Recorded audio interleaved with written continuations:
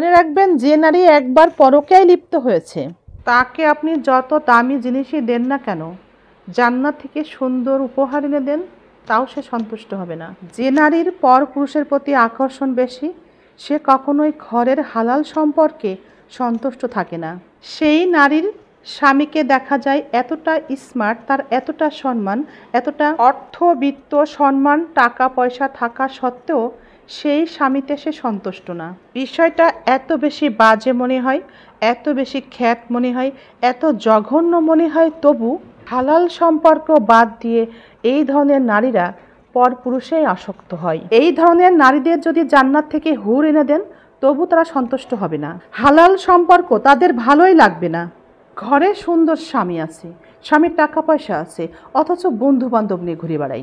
ঘরের স্বামী তার পছন্দই না, ঘরের স্বামীতে সে সন্তুষ্ট না, সে পরকীয়ায় লিপ্ত, রাত জেগে মোবাইলে চ্যাটিং করে।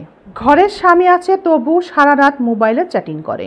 ঘরের স্বামী আছে তবু অধিক পুরুষে আসক্ত তার যায় না।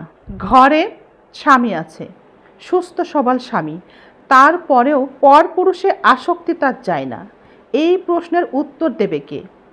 ঘরে স্বামী থাকলে কোনো নারীর চরিত্র আবার খারাপ হয়? স্ত্রী কখন পরকীয়ায় লিপ্ত হয় জানেন? যখন স্ত্রী স্বামীর প্রতি আসক্ত না হয়। আপনার স্ত্রীকে সেই ভালোবাসা দিতে হবে, সেই ভালোবাসার জায়গাতেই রাখতে হবে যে জায়গাতে থাকলে স্ত্রী আপনার প্রতি আসক্ত হবে। আজ আপনার স্ত্রী পরকীয়ায় আসক্ত অথবা রাত জেগে চ্যাটিং করে, আপনার সাথে ভালো ব্যবহার দেয় না, এর একটাই কারণ, যেভাবে আপনার স্ত্রীকে রাখার দরকার ছিল, যে ভালোবাসা তাকে দেওয়া উচিত ছিল, আপনি সেই জায়গাতে সেভাবে আপনার স্ত্রীকে রাখতে পারেননি।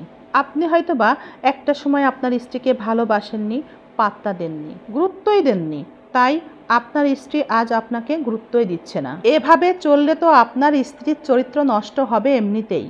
আচ্ছা, আমরা কি জানি পরকীয়ার শাস্তি কি? পরকীয়ার শাস্তি আমাদের সৃষ্টিকর্তা রেখেছেন ভয়াবহ শাস্তি। পরকীয়ার শাস্তি ভয়াবহ।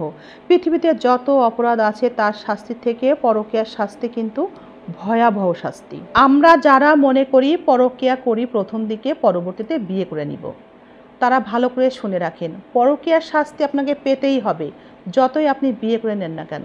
দুনিয়াতে পরকীয়ার শাস্তি আমাদের শরীয়তে ছিল পাথর নিক্ষেপ করে হত্যা করা।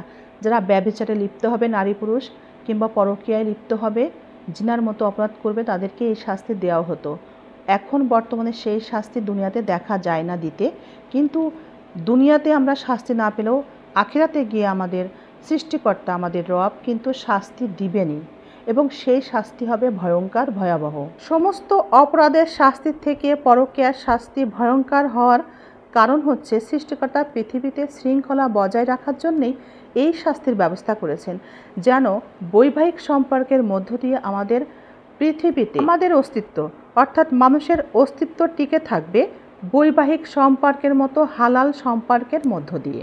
আমরা যদি কোনো কারণে এই বৈবাহিক সম্পর্ককে অস্বীকার করি এবং অন্য কোনো সম্পর্ককে প্রাধান্য দিই পৃথিবীতে বা গ্রহণযোগ্য বলে মনে করি, তাহলে এই পৃথিবীতে বৈবাহিক সম্পর্ক ব্যতি রেখে অন্য সম্পর্ক ছড়িয়ে পড়বে। তখন এই পৃথিবীতে হারাম সম্পর্ক ছড়িয়ে পড়লে মানব সভ্যতা এবং পৃথিবী পড়বে হুমকির মুখে। পৃথিবীতে একটা সময় দেখা যাবে মানুষের বংশ বিস্তার কমতে থাকবে, এবং কমতে কমতে পৃথিবীতে অক্সিজেনের পরিমাণ বেড়ে যাবে এবং নাইট্রোজেনের পরিমাণ কমতে থাকবে।